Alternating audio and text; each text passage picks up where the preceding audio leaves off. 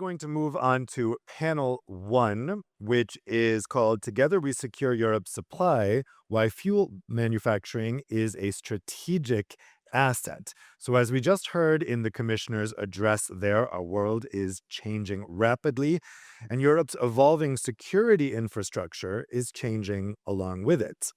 Against the backdrop of geopolitical instability and increasing focus on economic security, we're also seeing that there has been increasing concern about Europe's strategic autonomy, its ability to act without dependencies on foreign powers.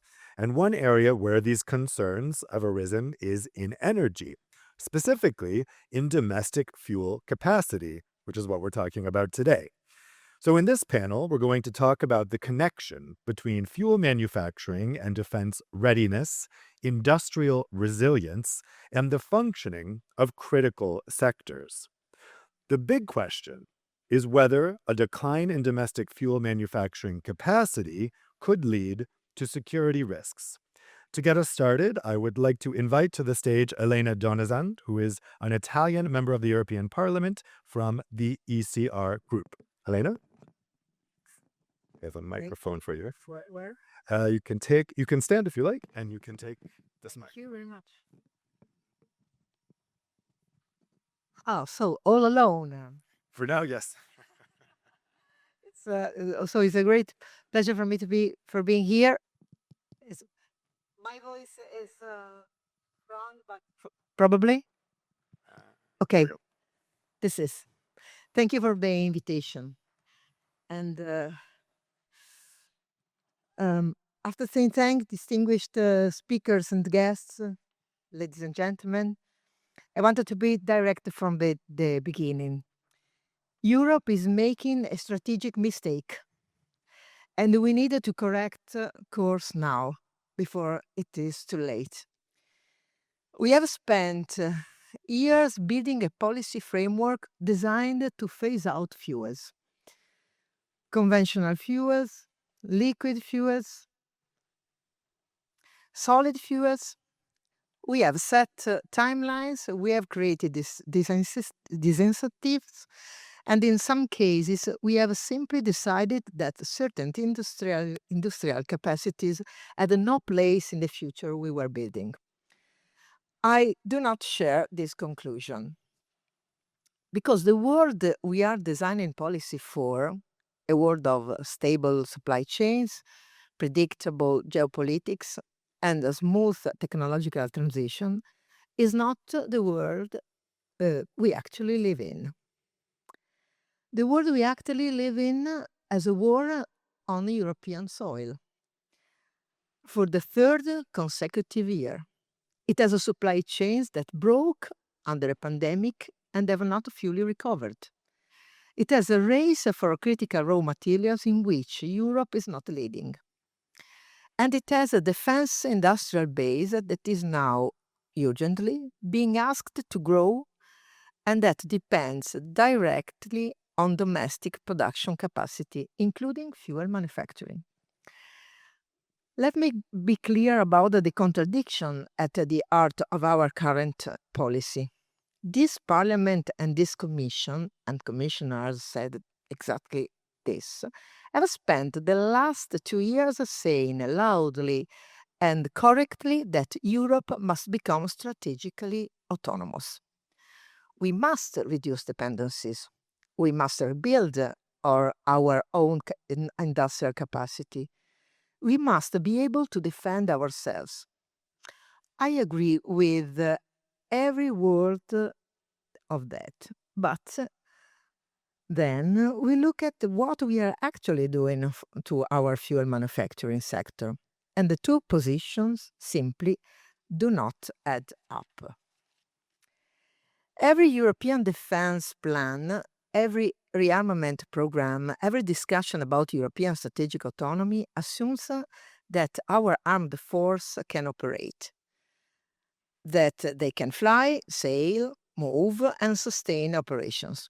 Today and for the foreseeable future, that means liquid fuels. It means jet fuel for combat aircraft. It means fuel for naval vessels. It means diesel for armored vehicles and supply chains. There is no conflict zone in the world today where these can be replaced by alternatives at the scale and speed that military readiness requires. This is not a political opinion. It is a practical reality that every military planner in Europe knows. So, here is the contradiction we need to state openly. We are asking Europe to rearm, and at the same time, we are dismantling the industrial base that makes rearmament possible. We are funding defense programs with one hand and spending up the closure of refineries with the other. We are telling our armed force to be ready while quietly removing the domestic capacity to supply them. That is not a transition strategy. This is a security risk, one that our adversary can see as clearly can as we can. And the cost is not only military. The European refining sector directly employs, and you know perfectly, around 600,000 workers, with an estimated 2 million jobs across the wider supply chain: chemicals, logistics, maintenance, engineering. Since 2010, as we seen in the video, Europe has already closed over 30 refineries. Each closure is presented as a market decision, an inevitable consequence of the transition. But if we look at the overall picture, the reality is different. This is not a managed transition. This is the dismantlement of a strategic sector without ever having an honest conversation about the price we are paying. When we talk about sovereignty and autonomy, we cannot mean sovereignty only for the sector we find politically convenient. Sovereignty means keeping the capacity to produce what we need, where we need it, with European workers. Every refinery closed, every plant shut down is capacity we cannot rebuild in a crisis. And it is a community that loses its economic foundation. The energy transition must not leave workers and communities behind as if they were an acceptable cost of our policy choices. There is another dimension to this that is rarely discussed: the knowledge we are destroying along with the infrastructure. Demonizing oil and refineries is not only economically and strategically wrong, it is scientifically self-defeating. European refineries are among the cleanest and the most technologically advanced in the world. Many have already transformed, investing in processes that reduce emissions, recover byproducts, and push the boundaries of what this industry can achieve. If we shut them down, we do not just lose production capacity. We lose the research ecosystem built around them. We lose the engineers, the laboratories, the accumulated expertise that took decades to develop. And that research matters not only for Europe's own environmental goals, but because the world needs it. We should be exporting European science and know-how on emissions reduction, not dismantling the industrial base that generates it. Europe could be a global producer of cleaner technologies and environmental mitigation solutions, but only if we keep the capacity to develop them. I'm not against the energy transition, but I believe in a transition based on technological neutrality. And right now, we are phasing out domestic fuel manufacturing before the alternatives are ready, at the scale that defense and industry actually need. That is not a climate decision. It is a security decision, and we need to be honest about that. I look forward to the discussion, and I wish you all a productive panel, and thank you for the invitation. Thank you very much, Elena. You can Stay there while I call up the remaining panelists. So I'd like you all to come up to the stage. Welcome Arunas Vinciunas, who is head of unit for Ukraine support and military mobility at the European Commission's Defense Department. Umberto Carrara, who is the CEO of Any Industrial Evolution. Benoit Decoulevert, who is Senior Vice President for Refining Petrochemicals, Orient and Growth at Total Energy. Glenn Schmidt, who is Vice President of Sustainability at BMW. And Farid Trad, who is Vice President for Bunkering and Energy Transition at CMA CGM. Thank you all so much for joining us here this morning. Arunas, I'd like to start with a question for you. So we heard the commissioner's speech already about kind of the transport elements here. From you, I'd love to get a take on the connections with defense and security. What would you say are the biggest risks linked to a decline in domestic fuel manufacturing capacity, as we've already heard about this morning, particularly when it comes to the areas that you work on? First, thank you very much for inviting me. Also, I had to jump to the panel to replace my director, so it's a bit floating along, let's say. But I fully subscribe what one of you have said on the defense. And just maybe to start what Commissioner said, the change based on demand. I would contradict that, hopefully without risking my job. For the military, if we wait for demand, that means we wait for the war. Today, the demand is a bit low for military-grade fuel, for aviation fuel, for jet fuel. Demand will grow once war starts. Do we want that? Not really. And we are today in Europe are not ready for war. Absolutely not. Neither in production, neither in supply of fuels. Just to one example, the Baltics have one refinery for 8 million people. For let's say for the troops to supply, it's not enough there. It can be closed by a simple drone or a ballistic missile. And Russians have tried it already to close it with a sabotage. So we are desperately vulnerable. And we need to build fuel infrastructure now, fund it, and prepare, take lessons from Ukraine, prepare, be ready, don't wait for the demand. Makes sense. Umberto, let's turn to you next. What would you say are the biggest risks linked to a decline in domestic fuel manufacturing capacity? Well, I have to say that I share a lot about the criticism, the way Europe is managing the fuel manufacturing in a way. We have prepared ourselves in terms of capacity to decline, because there is a structural condition to decline in the refining capacity today.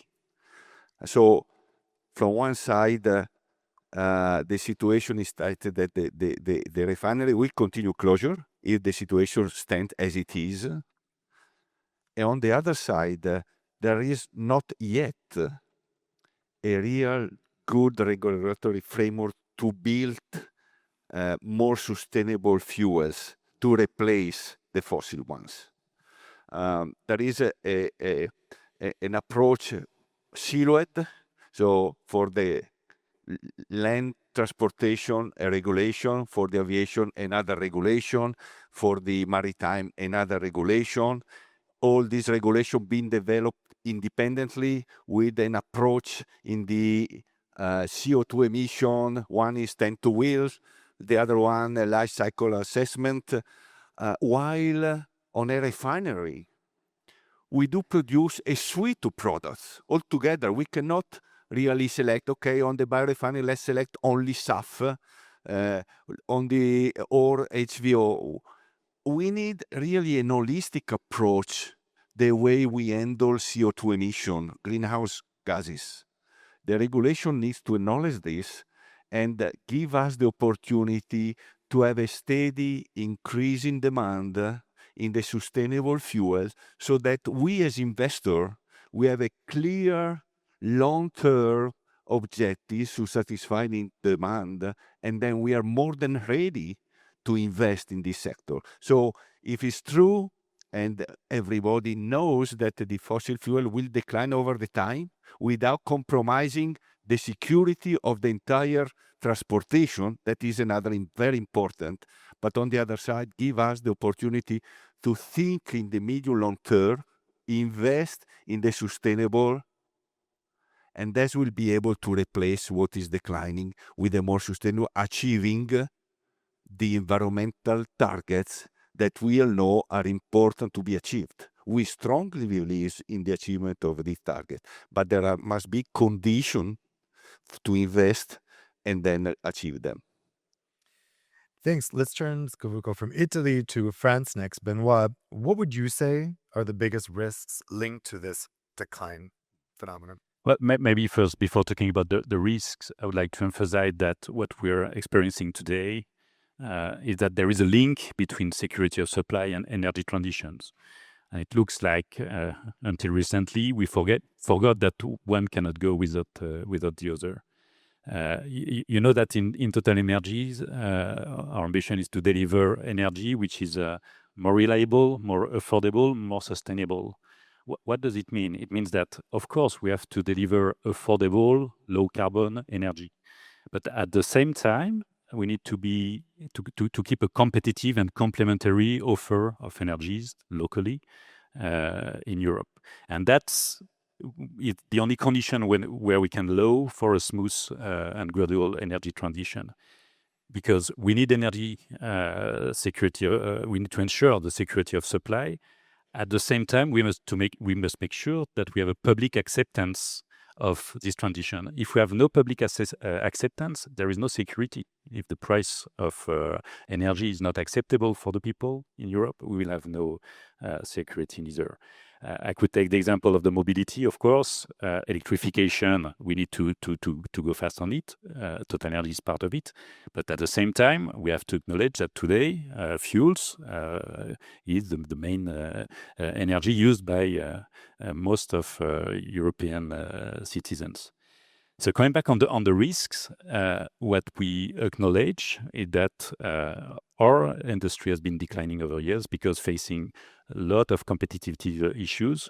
In fact, it's linked to three pillars: cost of energy, high cost of energy, high cost of feedstock, high cost of regulation. And so that is what we need really to tackle now to make sure that we will be able to ensure the security of supply and to allow for energy transition. We must make sure that we keep this strategic industry for fuels, but also for the downstream chain, of course, with all the chemicals, which is also strategic for Europe, including, by the way, for the defense industry. And so we must be able to deliver locally the energy that we need and to have the resources necessary locally to invest for the energy transition. So I would summarize saying that security of supply in Europe needs a strong energy producing locally in Europe, and energy transition in Europe needs a strong energy companies producing in Europe also. Thanks. Let's turn to Glenn next from BMW. So you're obviously coming from the vehicle perspective. What would you say are the biggest risks linked to a decline coming from that perspective? Right. Thank you very much. Good morning. And first of all, thank you very much that the automotive industry has an opportunity to participate in the FuelsEurope conference. It's, I think, very, very helpful that we have these industries engaging and talking to each other. I think fundamentally, we have to understand that diversification and technology openness is actually a form of resilience, right? Common belief over the last couple of years in the EU Commission is we should be focusing on one pathway. We should be all in when it comes to battery electric vehicles. And I always have to say at the outset when I make these points that BMW is a complete fan of electrification. We're coming up with a Neue Klasse. We have fresh models. They're well received, and we will see an increasing share of electrification, and that's the way to go in the future. However, having said that, we need to be looking at the realities, right? If we have battery electric mobility, we're creating new dependencies. We're not replacing dependencies. And throughout the entire debate that we've had over the years when it comes to the ban of the internal combustion engine, we have always very clearly said it is wrong to say that on the 31st of December 2034, the last new internal combustion engine vehicle will be sold in Europe.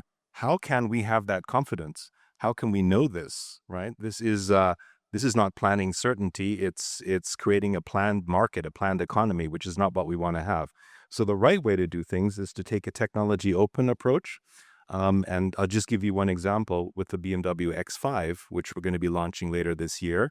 It's going to be available in 5 different, I always say flavors, but 5 different drivetrains: diesel, gasoline, plug-in hybrid, battery electric vehicle, and in 2028, a hydrogen fuel cell electric vehicle. And that is diversity, that's diversification. It reduces dependencies, and we're also, as Europeans, able to address a lot of global markets. And maybe just to close with my opening statement, what is one very good example? One good example from our perspective where mobility and fuels come together is HVO 100, hydrotreated vegetable oil or regenerative diesel. We have 5 million BMW diesels on the streets of Europe that are HVO 100 compatible. That means we have 5 million vehicles out there that are hungry, thirsty, not that thirsty because we're efficient, right? But that can be consuming this as we speak. And, there's a potential of reducing CO2 up to 90% over the entire life cycle, right? And we made a kind of a pretty bold move. We said last year, starting in January of 2025, the first fill of every BMW diesel produced in Germany is with HVO 100, and Neste is supplying that fuel to us as well. And now we have a field trial that we're operating in Austria, Italy, and Germany as well. Eni is also a part of this field trial as well, where we're trying to demonstrate that it's possible to drive a diesel using 100% HVO 100. And in my sustainability role, I'm always asked the question, well, what do you drive as a vehicle? And I should be saying I'm driving a fully electric vehicle. I do have one, right? But I'm also driving a diesel, and I'm relying on 100% HVO 100. And that's also decarbonisation. That's also reducing CO2. So even the climate debate, don't forget that's not over. Climate is still important. If it's about reducing CO2, then every gram counts, every ton of CO2 that we save counts. That's also a contribution to strategic autonomy. And that's why you can't close your eyes to all other solutions and say, place my bet just on one technology. We need to be open. That's the way to go. I just want to go to Farid first, but then I'll come back to you, Umberto. But Farid, I wanted to get your perspective on the supply chain. We've heard from fuel suppliers, the automotive industry. You're kind of in the middle there. How do you see the biggest risks linked to a decline in domestic fuel manufacturing capacity? Thank you for this question. Thank you first for Fuels Europe to give the shipping the chance to talk. We are end customer to you, so we're very glad to be here and to engage with you as well. So maybe 2 elements of context first. Number one, shipping has been supporting exogenous shock on its supply chain almost one every year since many years. There has been COVID, then have been the drying of Panama, then have been the closure of Suez. Now there is Hormuz port congestion. So we are facing huge shocks that needs agility, resilience, and adaptability. That's number one. Number two, if we look at demand, what is the demand of shipping? The best indicator for demand of shipping is the order book. What shippers are ordering, because this is what the demand will be today and for the next 20 years. The main technology ordered by shippers today is dual fuel technology that give the option to a vessel to either go for low sulfur fuel oil or for an alternative fuel. And in this dual fuel technology, the main choice is LNG. CMA is operating more than 700 vessels, And in our order book, the vast majority is dual fuel LNG. Also, we have 24 dual fuel methanol, but you have more than 130 dual fuel LNG. So now when it comes to your risk, of course, price and availability are critical. We need that, because without that, of course, it's a showstopper for us. But we viewed the molecule as only half of the equation. The other half for shipping is infrastructure. Our risk is a system risk, because we need the molecule, we need the storage in the port area, we need the bunkering facility to our vessel, so we need the system to work in order to be able to adapt to our adaptability. So what I would say is that, of course, refinery are critical. Low sulfur and high sulfur demand will be here in 2030. So of course, having refineries in Europe is adding flexibility, which is key to us. So, and of course, last but not least, LNG is critical. So we need also to be able to work as a system between LNG and oil system. So that's our first round. So we've heard from the policymaking perspective, the fuel suppliers perspective, the automotive perspective, the shipping perspective, lots of different perspectives there. Now I have a bunch of questions for the panelists, but you in the audience will also be able to ask your questions using Slido. Not sure if we have the slide with the QR code that could come up. There we go. So if you scan that QR code, you can put your questions in there. They'll come up to me here on this tablet, and I'll put them to the panelists at the end of the panel. You can also enter in the hashtag manually, fueling Europe's future. Now, Umberto, you wanted to respond to something Glenn said. Yes, I would like just to pick up from BMW colleagues' comments and enlarge a little bit the concept, because today's Euro 5 and Euro 6 cars can be run 100% HVO. So that means that today we can decarbonize a tremendous amount of vehicles running in Europe without a major effort, easy. And this is what in Italy, for instance, there is a law where there is a mandate for 100% HVO, increasingly, it was in 2023, 300,000 tons per year, reaching 1 million tons per year in 2030.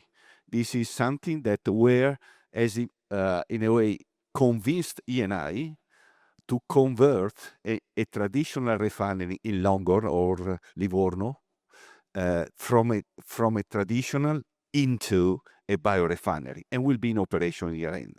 So when the regulatory framework give a certainty of demand, the investors have no problem to invest and to move on in the decarbonization path. The other additional point that was picked up by our Total colleague was the community around the industrial site. A closure is never perceived properly because we are losing job. We are affecting the stability of the community around the industrial site. The industrial site for the refinery are perfect for the transformation because we remain concentrated in the same site and will preserve the competence, the know-how that in the past years, in the past decades, in the past century, we have built over and over and gave to Europe the strength to lead this kind of refining system. So we can apply this into the biorefinery. So this is basically, we can do the transformation, preserving the environment, making sure that it is economically viable, but on the same time, also from the employment standpoint, which is is a very important value for any country, the employment.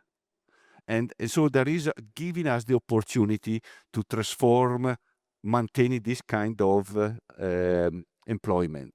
So in Eni, we started back in 2014 to convert the Venice refining into biorefinery on a proprietary technology. We then transformed Gela. We are now transforming Livorno, and we have sanctioned 2 other projects in Sannazzaro and Priolo. So we strongly believe in the transformation in the biorefinery, and that is because we see this a sustainable long-term replacement of the fossil fuels. So I want to dig into some of the EU policy. Elena, we've had a number of recently adopted regulations that are impacting liquid fuels and products that you've been involved in the European Parliament. How do you view these recent pieces of legislation as impacting the EU's industrial strategy, and what could be the short and medium impacts? The fact that we all agree that we are going on in just one direction and it is good, it is not good, not for Europe. On the other side, I think that's about the regulation. Umberto said that we talk about pillars, but in an autonomy way. They are not able to understand one each other. The commissioner are oftenly going on in a different direction. When we talk with Costas said something, and Jorgensen yesterday morning opening the Sustainable Week said other things. So now the time is that we are on the risk of deindustrialization of Europe. This is just the one question: how we can face this problem. And I think that about the regulatory framework that is very different, very fragmented, we need to understand where we are going, where we want to go as industry before. Because without industry, we don't have an economic system. We have social problems. So this is my opinion in what we are talking about when we face of different directive regulation and different framework. So energy, as we have to remember that Europe has built in energy and steel, was carbon at the time, but now the energy is remain the big problem. So how to face the regulatory framework as one voice? I appreciate this panel because we are different voices, but that we are and sometimes we are giving just one way, open technologically, being neutrality, being technological neutrality, and face the problem with reality. In that way, we can also make a different regulatory framework. Avrunas, so how would you respond to this idea that we're a little bit caught in this siloed thinking between different departments in the Commission? We know, of course, we have now the Clean Industrial Deal, which has a big emphasis on trying to bridge competitiveness concerns with environmental concerns. Is the Commission working on making sure that we don't end up with siloed thinking or just pursuing different departments pursuing different solutions? You want to fire me, right?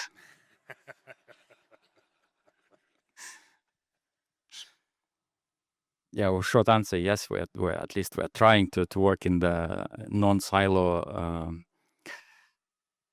mode, but at the same time, I think the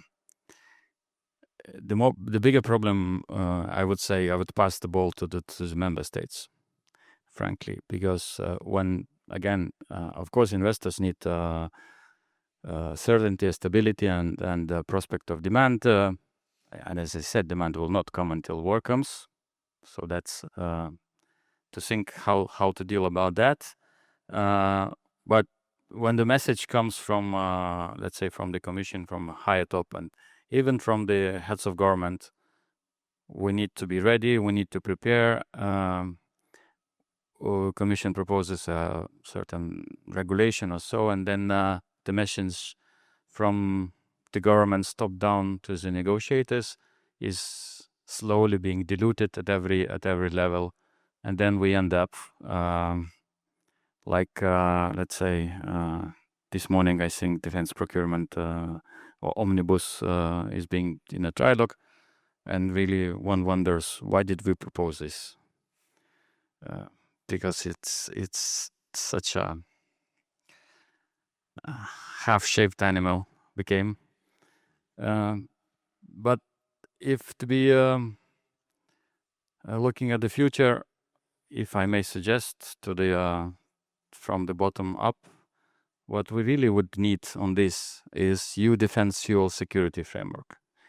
Is basically to make a program that would fund military infrastructure, military fuel infrastructure, build dedicated reserves and stocks, and that alone comes, of course, diversity of technologies and so on. So hopefully that will come. We have a bit of forward thinking in the next MFF, trying to put a bit of bunch of money, let's say, and hopefully the percentage that member states give from their national budgets to this common budget will be higher than it is today.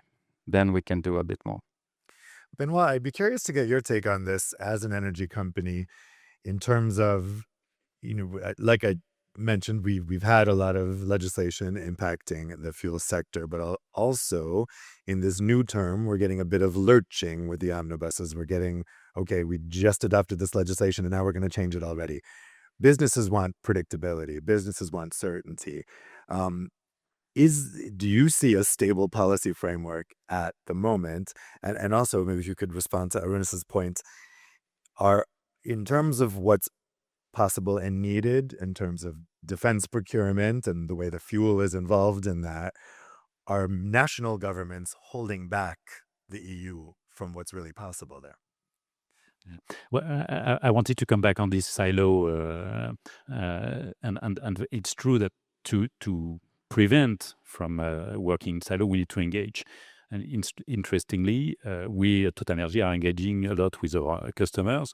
We are discussing with Glenn before this panel of plastics recycling in cars. So you see it very much in the downstream. We have interactions with CGM, of course.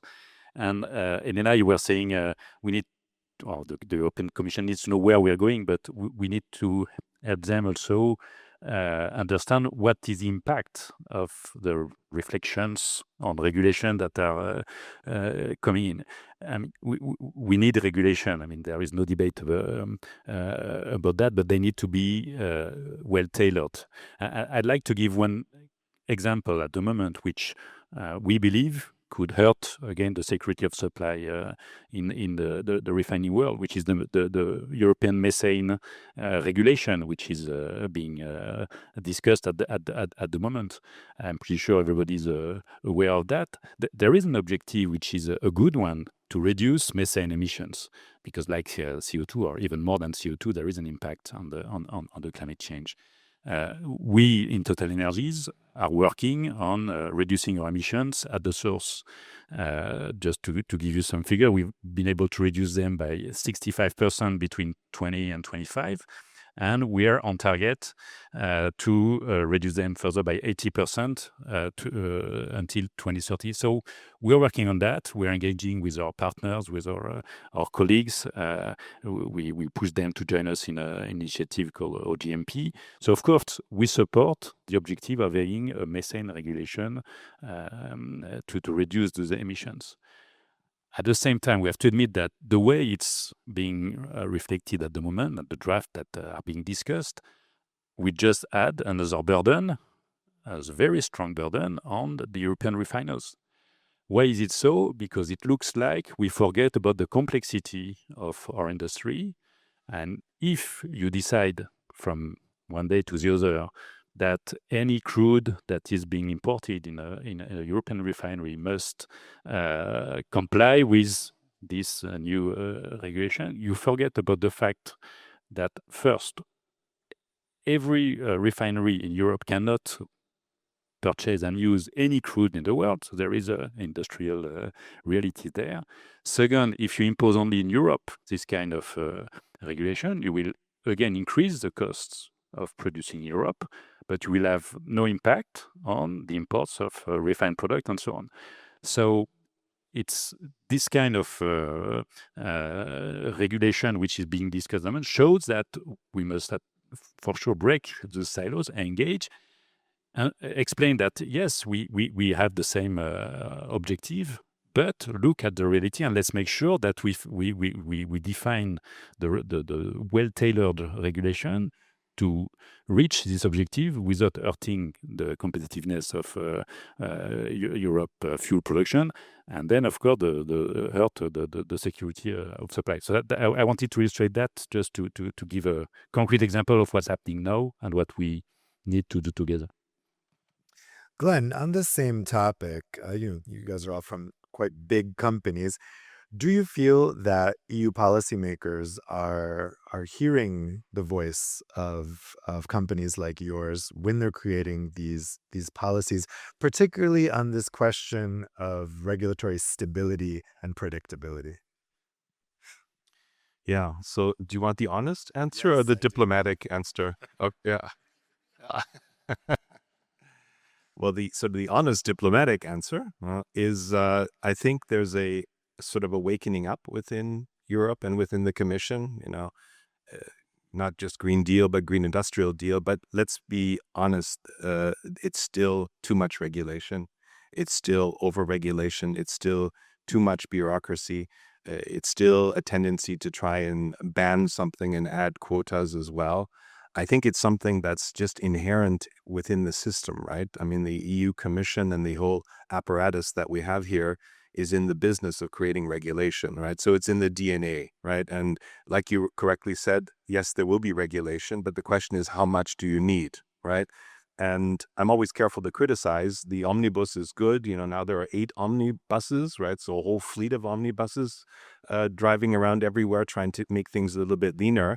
But the initial reaction of the Commission is always to say, let's regulate. I'll give you one example. Circular economy.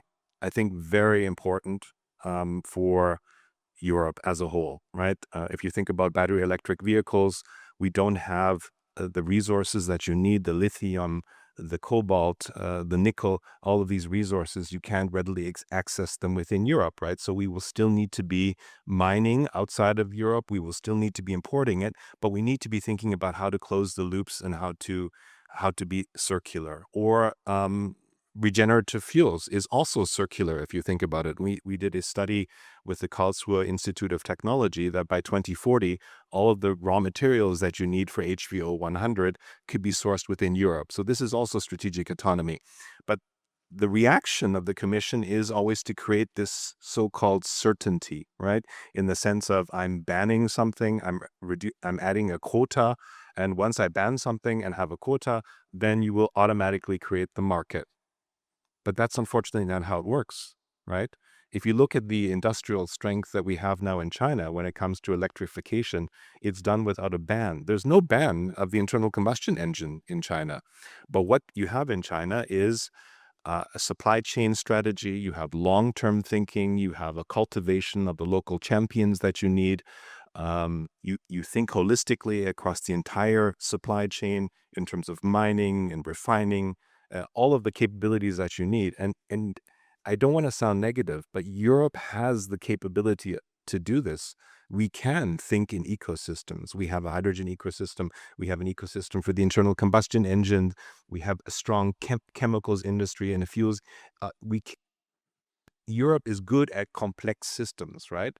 But you can't do it through just the banning and regulation. We need a certain amount of it, but we're still overdoing it.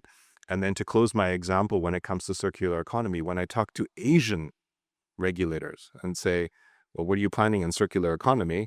Then the answer is generally, well, we want to make sure that the industry is competitive at a global level, and then we'll see if we need regulation. So it's another way of thinking, right?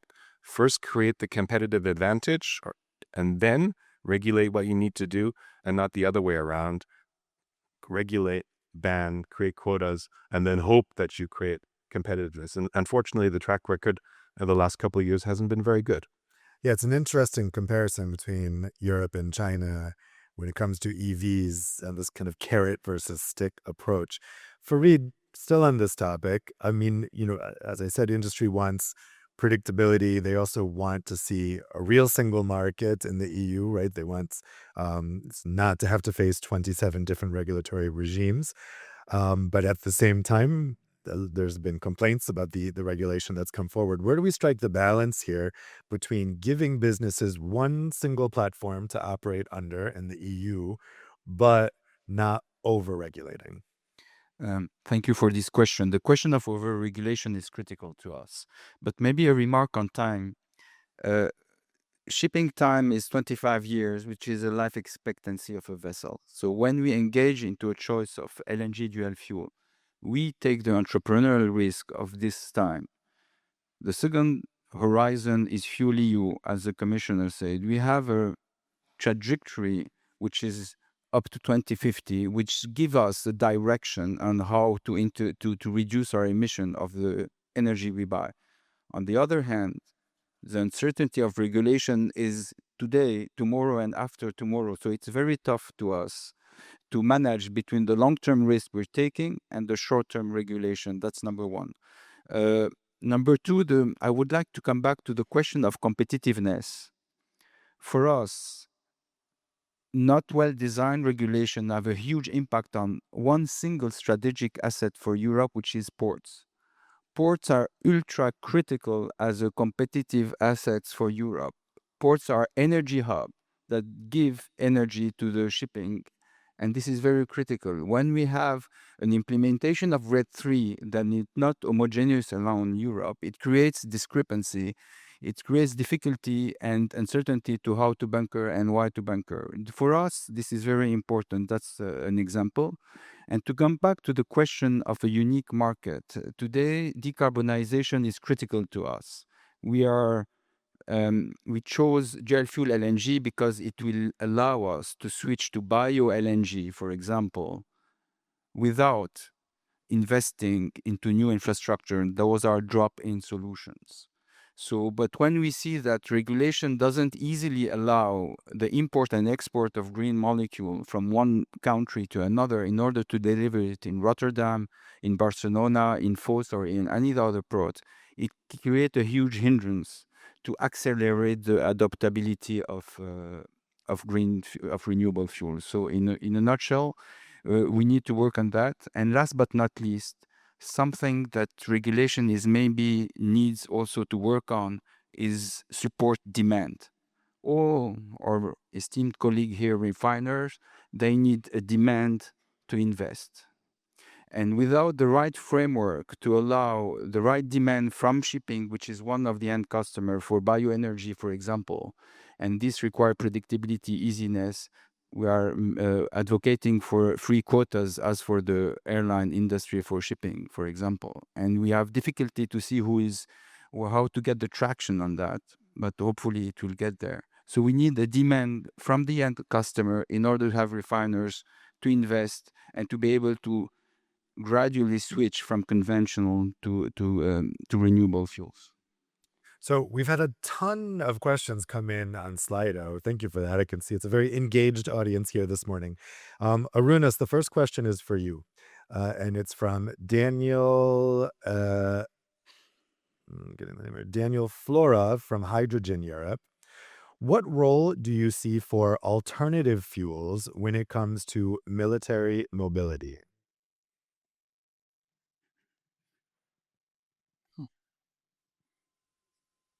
Easy.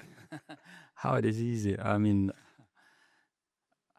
as long as military accepts it, that's fine. But it is a possibility, and really, when in this case, really, the demand is if military demands it, that's a way out. It's possibility really for the military to make a bit of a diversification. I'm not sure this is really reachable very soon. A bit of a problem that we are short of time in our thinking. So that's a midterm, let's say, solution or alternative, not solution. But the interest is there, you think, on the part of militaries? Yes, that's there is. Question is really that how to apply it, where to still need to have an infrastructure, need to have storages. So it's a lot of investment needed for a bit of a planning, as I said, a midterm. But the thinking goes in that way. Yeah. Okay. Next question is for Glenn. Actually, I'm going to put two questions to you, Glenn. First question is anonymous. Is it possible to ensure that a vehicle can use solely renewable fuels? Sorry, is it possible to ensure that a vehicle that can use solely renewable fuels actually uses renewable fuels and not fossil fuels? The risk being, you have the possibility open just to kind of get away from being regulated. Next question is from Rob Fairhout, related. What is BMW's view on the use of ethanol? Okay. So one question anonymous and one question with name. Okay. I can't give an anonymous answer, unfortunately. But I don't need to in this case. Yeah. So the question is it possible to have proof that a vehicle is only using renewable fuels? And the answer is yes. And this is and I mentioned this in my first statement, this is part of the field trial that we're doing with the HVO 100 diesel fleet. We're advocating for a new category of vehicles called CNF, carbon neutral fuel only, right? And the argument that we're making is if you have a vehicle that you're tanking, refueling only with 100% renewable energy, then it has the same, from an environmental perspective, the same value as a battery electric vehicle, which is currently going in with 0 grams into your fleet. And you have to look at the life cycle assessment, right? The reality is an internal combustion engine vehicle, emits less CO2 during production than a battery electric vehicle. We do a lot to reduce the CO2 during the production phase of a battery electric vehicle, but an internal combustion engine vehicle, conventional vehicle, is better. Where a battery electric vehicle gets better is during the usage phase, right? But if during the usage phase of an internal combustion engine vehicle, conventional vehicle using renewable energy, then you can get that down, HVO 100, up to minus 90% over the life cycle assessment as well. So, a large or a mid-size BMW all-electric is comparable to a mid-size BMW carbon neutral fuels only. And you have sensor technology in the vehicle, and then you can also have technology at the fuel pump as well, so that you compare to make sure that what's going into the vehicle is also the information that you're getting from the fuel pump as well, and that you have that proof. And that's the basis for this new category that we want to have, CNF, carbon neutral fuels only vehicle. I think that's an important step. And like I said, there are millions of cars out there that are capable of having that fuel. Second question was concerning ethanol. Exactly. We need to use every lever that we have. There are 250 million cars on European streets that are consuming primarily fossil fuel. The replacement rate is about 4.5% every year. And only a smaller fraction of that is all electric. So it will take a long time to replace the fleet. And if it's all about CO2, and that's what regulation should be about, all about CO2, then you use every lever. And every BMW that's on the street currently is E25. So that's capable, no issues, up to E25. So it's ready to go. It's out there. And now it's just up to the fuels industry to offer. Next question is a legislative one for Elena. What do you expect from the upcoming 2026 review of the Renewable Energy Directive? I imagine specifically when it pertains to liquid fuels. I hope that we are now facing different directives, not just the one of renewables. But we have ETS, CBAM, and Accelerator Act. So all deal with the economy life in Europe. The discussion is open. I feel in the parliament a different position from the past. So I hope that something could happen with more pragmatic way And to be honest, as the chief of the MV, to be honest, I think that inside the parliament there is a good discussion, but the commission is not so able to understand. And I think also that in the treaty, we know we ask every time we face a new directive, a new regulation, we must have an assessment. Assessment means to be the directive and the regulatory framework has to be measurable. And if we do this in the correct way, the numbers are very clear. The data are clear. So my opinion is that there is a good debate.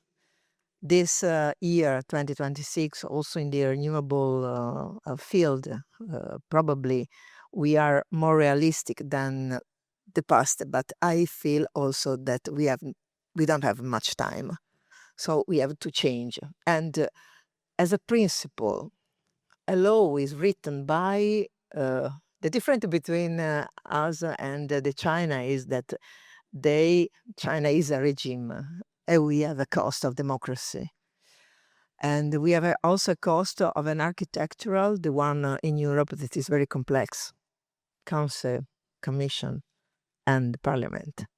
And the cost is also time to discuss, time to understand, time to decide at the end. So we now don't have no more time. And we have made the decision in my opinion, not a good way, not in the right way. But we have the time to change if we have the willingness to change. And I think, as I said before, that a panel like this are very useful for the politics maker. And I hope also that as Fuels Europe do, that the data, the concerns, the suggestions could arrive to all my colleagues. Because when you face the data, the answer is quite clear. Umberto, I want to put this next question to you. It's from an anonymous questioner who wants to push back on this narrative that we have an overregulation problem. Could sustainable fuel development have really started without EU regulation, given that very little was done by the industry until then?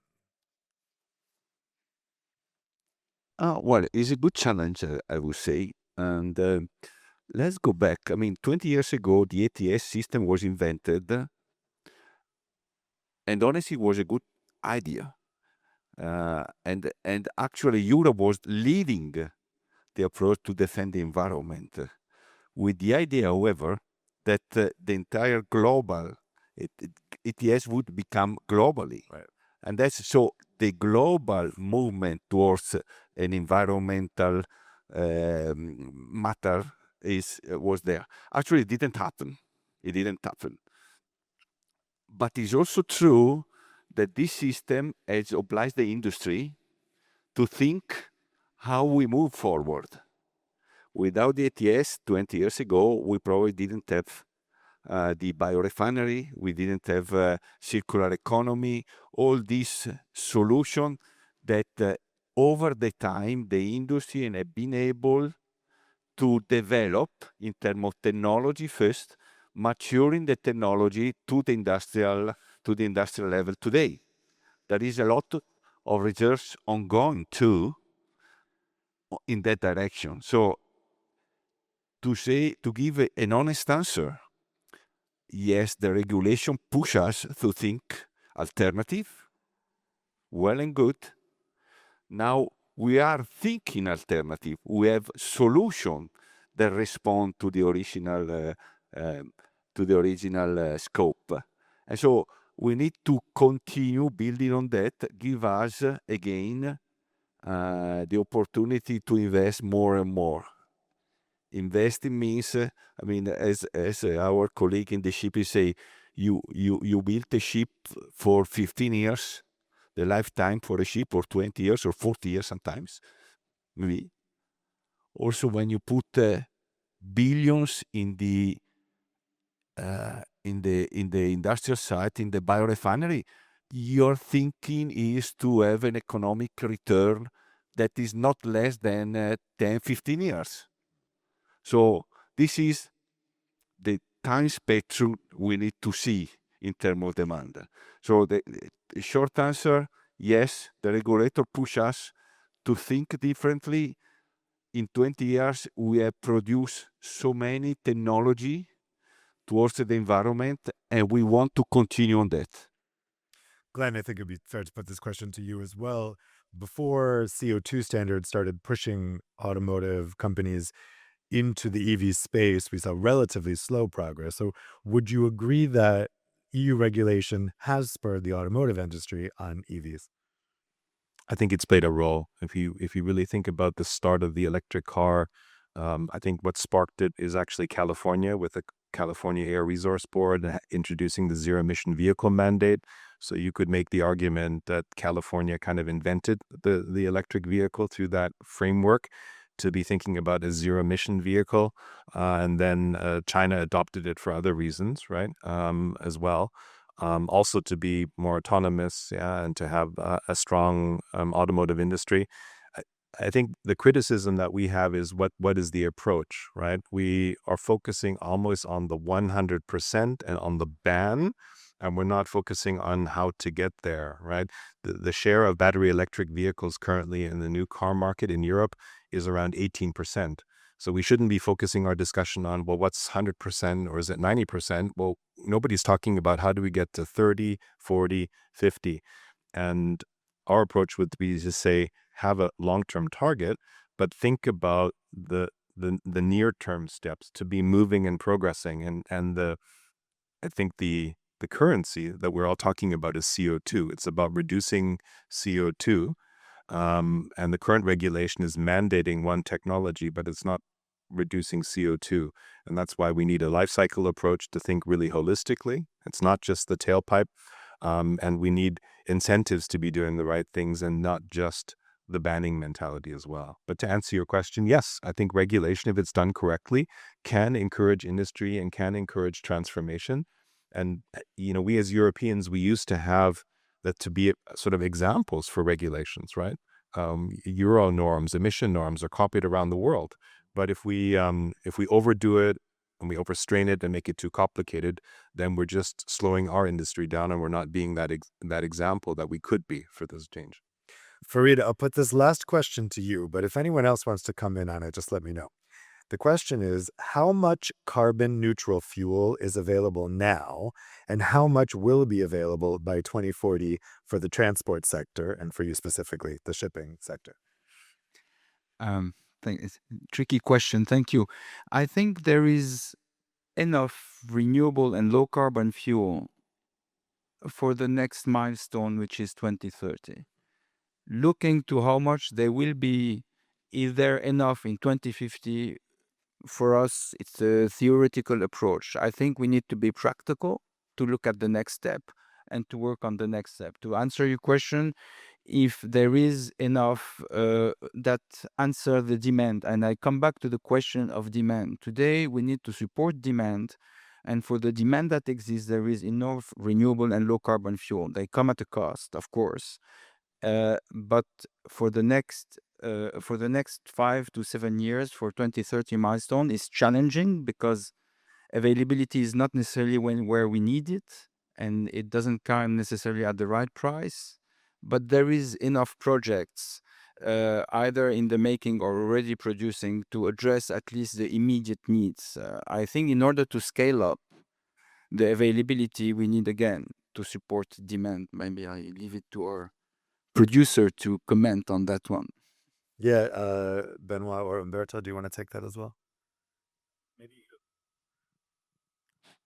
Maybe because of time constraint, I'd like to come back on the question that was asked to Umberto, because the question was saying that we did not do a lot. I want to say that the European producers did a lot. And one thing that we did is to prove that there is a way to produce low carbon, affordable molecules or energy. If you look at SAF, it's interesting to see the path that we've been going on over the last year. First was hydrogen only, and then neat SAF. Now we are talking about co-processing. That's the kind of thing that we are bringing to Europe, to have a comprehensive view of the economics and the technological approach. So we are technology free, and what the European industry does is bringing new ideas to lower the cost of low carbon energies, and that's where we need to again to engage with the Commission and so on to make sure that these ideas are taken on board when to design the well-tailored regulations. Well, some super interesting insights from all you guys. I think we've heard a consensus here that we want clear messaging from policymakers going forward, and that also technological neutrality is important and will be important going forward, but also that really fuel supply remains integral to Europe's strategic autonomy and its security. And that is a message that's being taken to policymakers. So how about a round of applause for our panelists?